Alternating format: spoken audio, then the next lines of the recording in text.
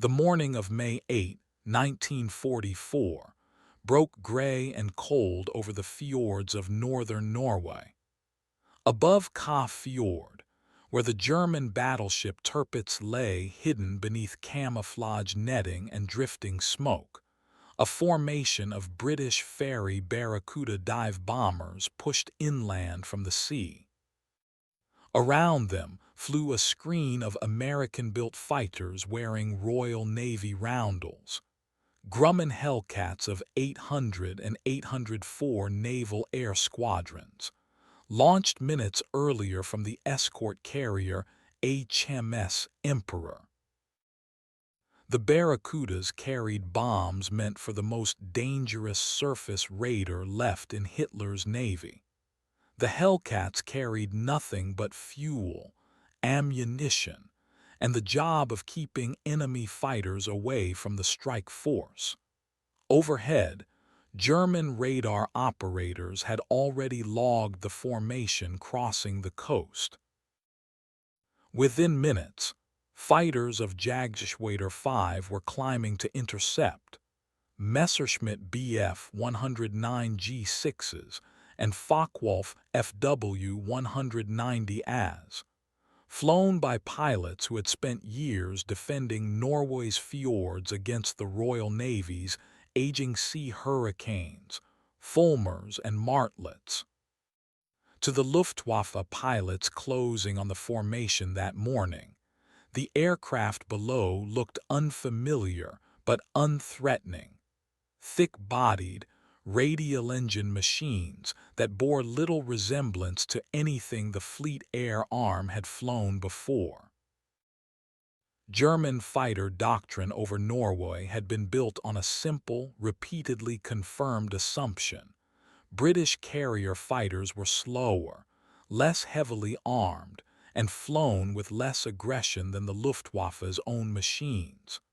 There was no reason, on the morning of May 8, to expect anything different. That assumption lasted for only a few minutes. As the German fighters dove to engage, one Hellcat pilot broke formation to meet them head-on.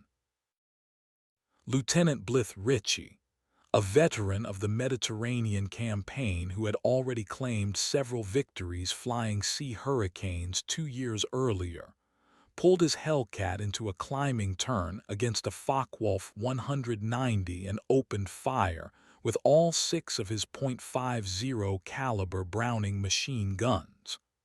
The German fighter, one of the fastest and most heavily armed piston-engine aircraft in the world, absorbed the burst and went down. Around him, other Hellcats from 800 and 804 squadrons closed with the remaining Messerschmitts. 2 Bf 109s fell in the same engagement. The Royal Navy lost 2 Hellcats of its own that day, one to enemy fire, one to flak. But the Barracudas reached their target, and Jagdgeschwader 5's pilots returned to their bases with a very different understanding of the aircraft they had just met in the air over Ka Fjord. It was the first, and in the end, nearly the only air-to-air engagement of its kind in the European theater. A brief, violent meeting between the finest naval fighter the United States Navy had ever built and the Luftwaffe pilots who had spent years believing nothing launched from a British flight deck could seriously threaten them.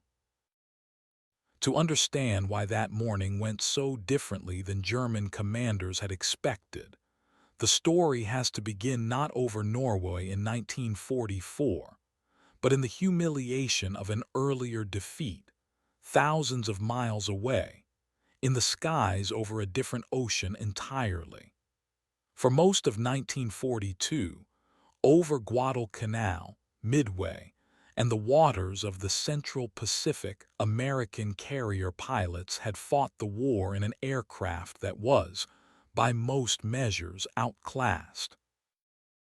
The Grumman F6F Wildcat was rugged and well armed, but it was slower than the Japanese Mitsubishi Zero, could not outclimb it, and could not outturn it. American pilots survived those engagements through discipline, teamwork, and tactics devised specifically to offset the Wildcat's weaknesses. But they paid for every victory in blood, and everyone flying it knew the aircraft was, in a straight fight, second best. Squadrons defending Henderson Field on Guadalcanal through the second half of 1942 flew and fought in conditions that stretched both men and machines past reasonable limits, scrambling repeatedly against Japanese raids launched from Rabaul, landing on a strip pockmarked by shell fire, and returning to the air again within hours, because there were too few replacement pilots and too few serviceable aircraft to allow real rest. Losses among experienced naval aviators mounted steadily through the campaign, and the toll fell heaviest on exactly the kind of veteran pilots the Navy could least afford to lose, men whose accumulated skill could not be replaced simply by building another airframe. Grumman's engineers understood this before most of the pilots did. Even as the Wildcat entered full production, the company had already begun designing its replacement, an aircraft built from the start around a single design philosophy: never again send American pilots into combat in a fighter that could be outflown by the enemy. The result was the F6F Hellcat, and the choices behind its design were not accidents. Grumman built the new fighter around the Pratt & Whitney R2800 Double Wasp, an 18-cylinder radial engine capable of producing roughly 2,000 horsepower, nearly double the output of the engine that had powered the Wildcat. That power alone transformed what a carrier fighter could do. It gave the Hellcat a climb rate and a low to medium altitude speed that finally matched, and in most engagement profiles exceeded, its Japanese rival. But raw horsepower solved only part of the problem American pilots had faced in 1942. The Wildcat had been underarmed for the punishment enemy aircraft could absorb, and it had been fragile in ways that cost pilots their lives even in engagements they should have survived. Grumman answered both problems in the same airframe. The Hellcat carried 6.50 caliber machine guns, arranged with enough ammunition capacity to sustain long bursts, and it was built around a philosophy of protecting the man inside it: self-sealing fuel tanks, armor plating around the cockpit and oil system, and a structure heavy enough to absorb battle damage that would have brought down a lighter aircraft. That weight came at a cost. The Hellcat was never the most nimble fighter in the sky, and pilots who tried to turn with a zero in a classic dogfight could still find themselves in trouble. But Grumman's engineers, working closely with combat veterans returning from the Pacific, had designed an airplane meant to win differently, using superior power, superior firepower, and superior survivability rather than raw agility. Test pilots and early combat reports confirmed the formula worked. By the time the Hellcat entered full squadron service in 1943, it was shooting down Japanese aircraft at a rate that would eventually be credited with the overwhelming majority of all U.S. Navy carrier air victories in the Pacific War, figures that made it, by any measure, the most successful naval fighter of the conflict. None of that success, however, was visible to the German pilots defending Norway's coastline in the spring of 1944. The war in the Pacific was a distant rumor to men flying patrols over the Arctic fjords, and the aircraft the Luftwaffe associated with British carriers were the ones they had been fighting for years. Sea Hurricanes converted from an obsolescent land fighter. Fairy Fulmars too slow and too heavy to seriously threaten a modern interceptor. And early Grumman martlets that, while an improvement, were still recognizably built from the same lineage as the outclassed Wildcat. German fighter units stationed to protect Tirpitz and the northern convoy routes had encountered these aircraft repeatedly, shot several of them down, and built their operational calculations around the assumption that British naval aviation, whatever the aircraft's nameplate, remained a generation behind the Luftwaffe's own fighters. It was not an unreasonable conclusion. For most of the war, it had been true. There had been warning signs, though most were easy to dismiss at the time. Allied intelligence reports and after-action summaries from the Pacific describing the Hellcat's performance against the Zero had circulated among Axis technical staffs, but Luftwaffe units in Norway had little reason to treat Pacific combat data as directly relevant to their own theater. Different enemy, different ocean, different war.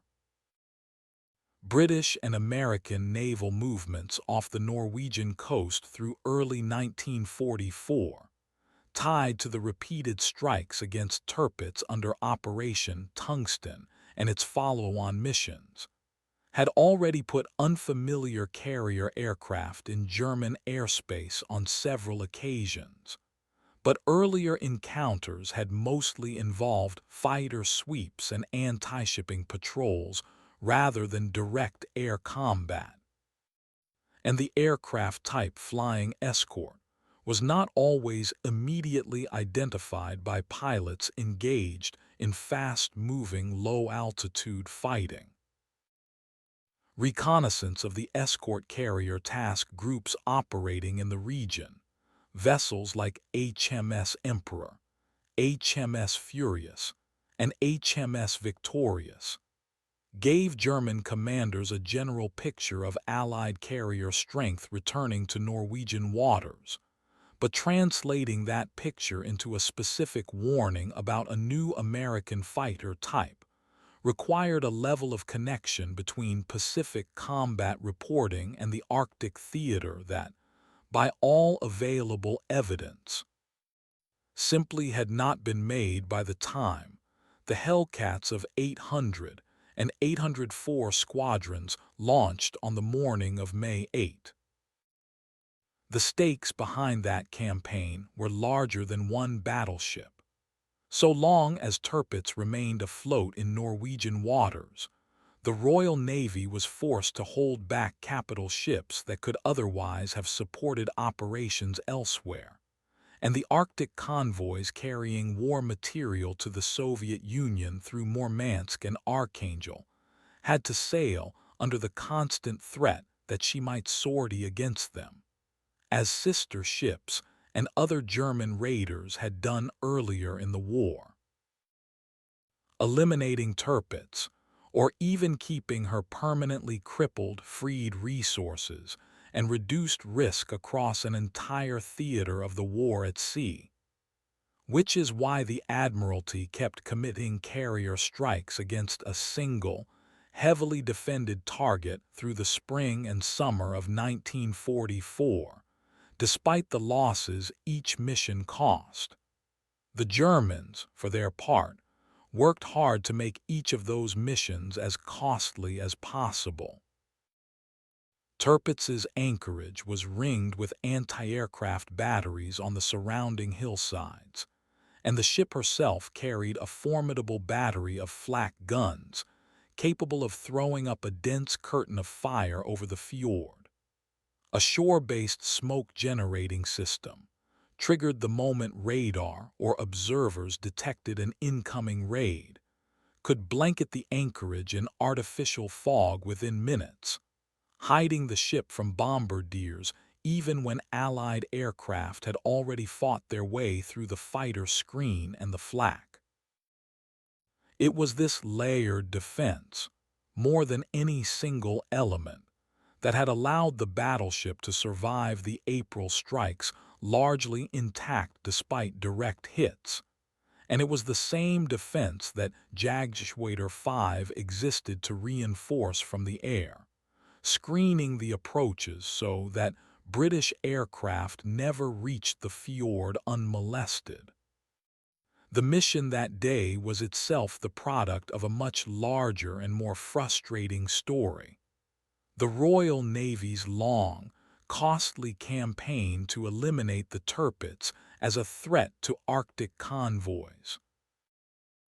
Anchored deep in Norway's fjords, protected by torpedo netting, anti-aircraft batteries, mountainous terrain, and an elaborate smoke generation system that could blanket the ship in artificial fog within minutes of an air raid warning. The battleship had already survived one major carrier strike, Operation Tungsten, in early April. That attack had damaged the ship but failed to sink her, and planners in London understood that follow-up missions would need fighter escort capable of dealing with whatever German air defense chose to contest the airspace over the fjord.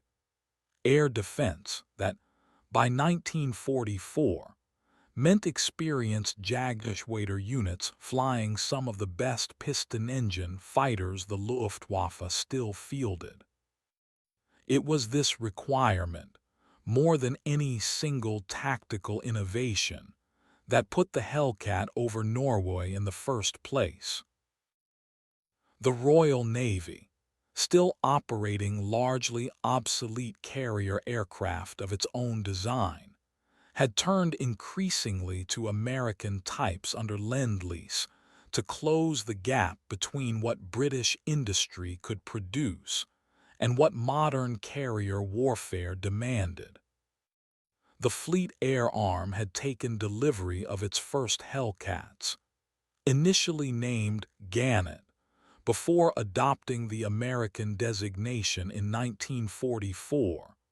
In the summer of 1943, an 800 Squadron had become the first British unit to carry the type into combat, flying anti-shipping strikes off Norway that winter. By the spring of 1944, alongside 804 Squadron, they had built several months of operational experience with the aircraft, escorting the Barracuda strikes against Tirpitz through April.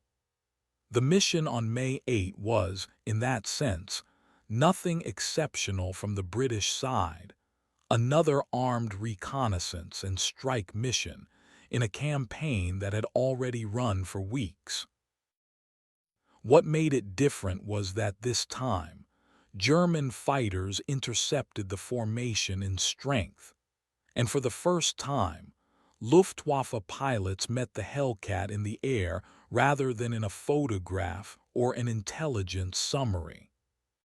The weather that morning gave both sides workable, if imperfect, visibility, enough cloud cover over the fjords to complicate navigation, but clear enough near the target for the strike force to identify Tirpitz's anchorage, and for German radar to track the incoming formation well before it crossed the coast. Ritchie's squadron mates that day included pilots with a range of combat experience, from newly arrived replacements to veterans like Ritchie himself, whose earlier service flying Hurricanes in the Mediterranean had already given him a reputation as an aggressive, capable fighter pilot. The Hellcats flew top cover and close escort in a formation designed to protect the vulnerable Barracudas through their bombing run, and the withdrawal that followed the moment in any strike mission, when attacking aircraft were most exposed to fighter interception. The German fighters came from above and to the side, in the kind of diving bounce that Jagdgeschwader pilots had used successfully against slower British aircraft for years. It should have worked. Instead, as the Messerschmitts and Focke-Wulfs pressed their attack, the Hellcats turned to meet them rather than scatter, and the engagement that followed unfolded far closer to parity than anything German pilots over Norway had experienced against a British carrier fighter. Ritchie maneuvered against a Focke-Wulf 190, an aircraft that, on paper, held a speed and roll rate advantage over the American fighter, and used the Hellcat's stability as a gun platform to bring his 6 machine guns to bear. The burst was enough. The Focke-Wulf went down, credited to Ritchie, who would return to the carrier that day one victory closer to becoming the first Fleet Air Arm pilot to achieve ace status flying the Hellcat, a milestone he reached less than a week later when he downed a German seaplane and shared a second kill with his squadron commander. Elsewhere in the fight, other Hellcat pilots claimed 2 Bf-109s destroyed. The Royal Navy did not walk away unscathed. 2 Hellcats were lost in the engagement, one credited to enemy fighters and one to Tirpitz's own anti-aircraft defenses. But the exchange rate, and more importantly the character of the fight itself, was nothing like what German pilots had grown to expect from a Royal Navy escort. For the Luftwaffe pilots who survived the encounter and returned to report on it, the experience demanded an uncomfortable adjustment. The aircraft they had dismissed before the intercept had matched their fighters in a head-on fight, absorbed hits without immediately going down, and put out enough firepower to destroy German aircraft that, by any prior standard, should have been more than a match for a Grumman product built around brute strength rather than finesse. There is no surviving record of a formal reassessment meeting or a documented order rewriting Luftwaffe tactics for Norway specifically because of this single engagement. The available operational record does not support inventing one, but the broader pattern is clear from the unit's subsequent history and from the wider trajectory of the air war that spring. Jagdgeschwader 5 continued to contest Allied strikes against Tirpitz through the following months, but the balance of the campaign had already begun shifting decisively against the German battleship, whose defenders could delay her destruction but, in the end, could not prevent it. The significance of May 8 extended beyond the loss column on either side. It was a demonstration, in miniature, of something the war in the Pacific had already proven at far larger scale, that an American-designed carrier fighter built specifically to erase the qualitative disadvantages of 1942 could hold its own, and often win against first-rate opposition, regardless of theater. That lesson would be repeated again a few months later, when the Hellcat returned to European combat under very different circumstances. In August 1944, during Operation Dragoon, the Allied landings in southern France, United States Navy Hellcats of Observation Fighter Squadron 1, flying from the escort carrier USS Chalagi, engaged German aircraft attempting to escape the invasion beaches and support German ground forces retreating up the Rhone Valley. Unlike the Fleet Air Arm's Hellcats over Norway, VOF-1 was flying in direct support of an amphibious landing, hunting German aircraft that were themselves trying to slip away from an Allied air umbrella that dominated the skies over the invasion beaches. On August 19, 1944, a flight of 4 Hellcats swept in from the sea, and their leader spotted 2 twin-engine bombers wearing German markings inland from the coast. Ensign Alfred Wood and his wingman dove on the nearer aircraft, lining up the Heinkel He 111 in their gun sights, and firing in a setup that gave the German bomber little chance to escape. 12.50 caliber guns between the 2 Hellcats converged on the target, and the bomber went down south of Lyon. It was the same formula that had worked over the Pacific and over Kaf Fjord. A stable gun platform, concentrated firepower, and a pilot given every advantage American engineering and training could provide, applied now against a retreating enemy air force that had far greater problems than a single lost bomber. These were the last significant American Hellcat air-to-air actions of the European War, but together with the Fleet Air Arms engagement off Norway, they closed out a pattern that had begun 2 years earlier in the design offices at Grumman. An aircraft built to answer one enemy's advantages had proven capable of answering another's as well. What made that possible was never a single technical breakthrough, but a chain of them, each solving a problem the previous generation of American naval aircraft had exposed in combat. The R-2800 engine gave the Hellcat the power to climb and accelerate past aircraft that had once owned that advantage. The 6-gun battery, fed by generous ammunition stores, gave American pilots the ability to inflict fatal damage in the short bursts that real air combat, rather than training exercises, actually allowed. Armor and self-sealing tanks meant that a Hellcat hit by enemy fire had a real chance of bringing its pilot home, instead of becoming another name on a casualty list.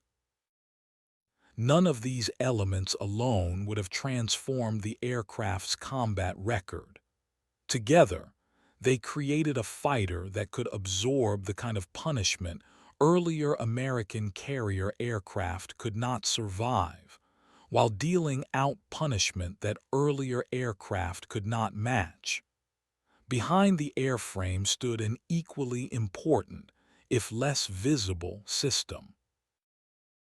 Grumman's production lines, expanding rapidly through 1943 and 1944, eventually turned out more than 12,000 Hellcats over the course of the war, a scale of manufacturing that allowed the U.S. Navy to replace losses, expand squadrons, and keep pilots flying frontline aircraft rather than stopgap designs. American pilot training pipelines, meanwhile, had been restructured after the hard lessons of 1942 to put more flight hours and more realistic combat training into new pilots before they ever reached a carrier deck. None of this was visible to a German fighter pilot climbing to intercept an unfamiliar aircraft over a Norwegian fjord, but it was, in the end, what made that aircraft dangerous. The Hellcat that met Jagdgeschwader 5 on May 8, 1944, was not simply a well-designed machine. It was the product of an industrial and training system that had spent 2 years correcting the mistakes exposed by the Wildcats' early combat record. And that system, more than any individual dogfight, was what separated the two air forces by the middle of 1944. The engine itself deserves closer attention because it explains far more than a horsepower figure printed on a specification sheet. The R2800's two-stage supercharger allowed the engine to maintain much of its power output at altitudes where earlier American radial engines had begun to lose effectiveness, which meant a Hellcat pilot climbing to meet an intercepting fighter did not find his aircraft going soft in the thin air the way a Wildcat pilot so often had. In practical terms, that meant the difference between a Hellcat that could still outclimb an attacker at 10,000 feet and one that struggled to keep pace. The very margin that let Ritchie's formation turn to meet the diving German fighters over Kaw Fjord, rather than being caught flat-footed beneath them. Grumman's engineers also widened the Hellcat's landing gear track and set the wheels farther forward than on the Wildcat, a change made specifically to reduce the number of aircraft lost to deck landing accidents rather than enemy action, a problem that had quietly claimed a significant number of Navy fighters and pilots earlier in the war. It was an unglamorous fix, invisible to any enemy pilot in the air, but it kept more trained aviators alive to fly the next mission, which mattered just as much to the aircraft's eventual combat record as any gun or engine. The Luftwaffe, by contrast, faced a steadily worsening version of the opposite problem. German aircraft production, though still substantial in 1944, was increasingly disrupted by Allied strategic bombing of factories and fuel refineries. Pilot training hours for new Luftwaffe fighter pilots had been falling for over a year, a consequence of fuel shortages and the relentless demand to replace combat losses on multiple fronts. Experienced pilots like those flying with Jagdschwader 5 over Norway remained dangerous adversaries. Men who had survived years of combat brought skill that no amount of American engineering could simply erase. But the pipeline behind them, the young pilots meant to eventually replace them, was thinner and less prepared with every passing month. The engagement on May 8 did not create that imbalance. It was simply one of the places where its consequences became visible in the space of a single morning's fighting. For the men who survived the fight, the human cost registered in smaller, more personal ways than grand strategy. Ritchie himself, having become the first Fleet Air Arm pilot to reach ace status on the Hellcat only days after the Norway engagement, was killed in an operational flying accident 10 days after that milestone, a reminder that even pilots who had proven themselves in combat against the Luftwaffe's best remained vulnerable to the ordinary hazards of naval aviation, engine failure, weather, deck accidents, the unglamorous dangers that killed as many aviators as enemy fire did. German pilots who survived the May 8 engagement returned to units increasingly stretched across multiple fronts, flying in defense of a homeland whose industrial base was being dismantled from the air, even as they fought to hold Norway's coastline. There was no collapse in German morale traceable to a single dogfight over Kaw Fjord, The record does not support that conclusion, and it would be dishonest to claim it. But the engagement fit into a broader, accumulating pattern that Luftwaffe pilots across every theater were beginning to recognize by the middle of 1944. Aircraft, tactics, and assumptions that had worked reliably for years were beginning, one encounter at a time, to fail. On the British side, the squadrons that had flown against Tirpitz through the spring carried their own weight of loss into the months that followed. Pilots who had survived flak over the fjord and fighters in the air above it went on flying the same grinding rotation of strikes, patrols, and anti-shipping missions that defined carrier aviation in northern waters, where bad weather and mechanical failure killed as reliably as the enemy did. Deck crews aboard HMS Emperor worked in freezing conditions to rearm and refuel aircraft between sorties, keeping the squadron flying through a tempo that gave little room for rest. For the ground crews, engineers, and support personnel who never appeared in a combat report, the campaign against Tirpitz was measured not in victories claimed, but in aircraft kept serviceable, in engines nursed through another mission, in the unglamorous labor that made it possible for pilots like Ritchie to be in the air at all when the German fighters appeared that morning.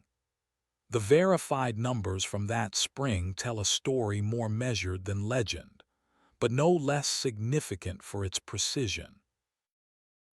In the May 8 engagement itself, Fleet Air Arm Hellcats destroyed one Focke-Wulf 190 and two Messerschmitt Bf 109s, for the loss of two Hellcats, one to enemy aircraft, one to anti-aircraft fire from Tirpitz's own defenses. It was not, by the scale of the wider air war, a large battle, but it was a rare and clearly documented case of the Hellcat meeting German fighters in the air at all. The aircraft's overwhelming combat record, credited with the destruction of more Japanese aircraft than any other Allied fighter type of the war, was built almost entirely in the Pacific, where a very different opponent and a very different set of tactical conditions applied. The Norway engagement and the later actions over southern France during Operation Dragoon represent the documented extent of Hellcat versus Luftwaffe air combat.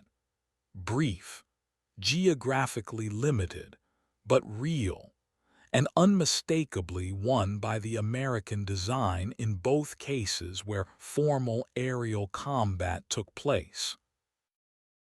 Separating that documented record from the more sweeping claims sometimes made about the aircraft's European service matters, because the truth is dramatic enough without exaggeration.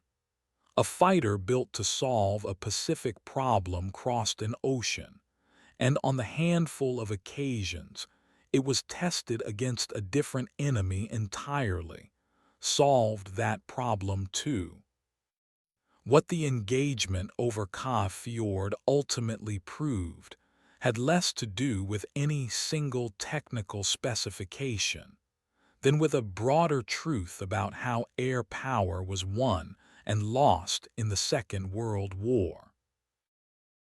The Hellcat did not defeat the Luftwaffe's fighters on May 8 through a decisive engine or armament advantage alone. The Bf-109G and FW-190A remained, in many respects, formidable aircraft, faster and more agile than the American fighter in a pure dogfight. What tipped the balance was the integration behind the machine, an engine developed and refined over years of American industrial investment, a gun platform stable enough to make disciplined, well-trained pilots effective in short violent engagements, a construction rugged enough to survive hits that would have destroyed a lighter design, and a training and production system capable of putting well-prepared pilots into that aircraft in numbers the enemy could not match. The Luftwaffe still had skilled pilots and capable aircraft in the spring of 1944. What it increasingly lacked was the system behind them: fuel, replacement pilots, and the training hours needed to turn raw courage into survivable skill. The long-term significance of that single May morning extended well beyond the immediate campaign. Tirpitz herself survived the spring and summer strikes, only to be sunk months later, in November 1944, by RAF heavy bombers using specialized deep penetration bombs. A different weapon, a different service, and a different chapter of the same relentless Allied campaign to eliminate the ship as a threat. But the carrier strikes of April and May, and the fighter escort that made them survivable, had already demonstrated something the Royal Navy would carry forward into the post-war era. That modern, American-designed carrier fighters, flown by well-trained pilots, could hold their own against first-line land-based opposition, even in contested airspace defended by experienced enemy units. For the wider history of naval aviation, the Hellcat's brief European service became a footnote to its far larger Pacific legacy. But it was a footnote that confirmed the aircraft's reputation was not a product of one theater's particular weaknesses. It had been built to beat the best fighter the Imperial Japanese Navy could put in the air, and when circumstance briefly put it against the best the Luftwaffe could offer as well, it had done the same. The aircraft's design lessons outlived the war itself. Post-war American naval fighter development carried forward the same core philosophy Grumman had committed to years earlier: build around a powerful engine, protect the pilot, and give him more firepower than the enemy could survive, rather than chasing agility for its own sake. The Hellcat itself was retired from frontline American service relatively quickly after 1945, its combat career essentially complete once the Pacific War ended. But the design principles it embodied shaped the generation of naval fighters that followed. For the Fleet Air Arm, the experience of flying American aircraft like the Hellcat through the final 2 years of the war exposed just how far British carrier aviation had fallen behind, a gap that would take years of post-war investment to close, and that shaped Royal Navy procurement decisions long after the guns over Cape Fjord had gone silent. For Jagdgeschwader 5 and the wider Luftwaffe, no such long post-war legacy remained. The unit continued flying in defense of Norway until the closing months of the war, its pilots fighting the same accumulating disadvantages of fuel shortage, thinning replacement pipelines, and mounting Allied air superiority that had begun to show themselves that May morning. The specific tactical picture over Cape Fjord, an unfamiliar American fighter matching Germany's best in a short, sharp engagement, would repeat itself in different forms across every front through the last year of the war, as aircraft the Luftwaffe had once dismissed continued arriving in numbers the German war economy could no longer answer. Back over Cape Fjord, in the hours after the May 8 engagement, the fjord returned to its uneasy quiet. Tirpitz remained at anchor beneath her smoke and camouflage, still afloat, still a threat that would take another 6 months and a different air force entirely to finally remove. The Hellcats of 800 and 804 squadrons returned to HMS Emperor, refueled, rearmed, and prepared for the mission still to come. Jagdschwader 5's surviving pilots returned to their own bases along the Norwegian coast, carrying with them a report that some of their commanders may have found difficult to fully credit, that a squadron of American fighters, flown by the same Royal Navy they had grown used to besting, had met them in the air and matched them gun for gun. It was a small engagement in the long arithmetic of the war, a handful of aircraft, a few minutes of combat, 2 victories credited to each side. But for the pilots of Jagdschwader 5, it marked the morning a fighter they had never taken seriously stopped being an assumption and became, unmistakably, a fact they would have to fly against for the rest of the war.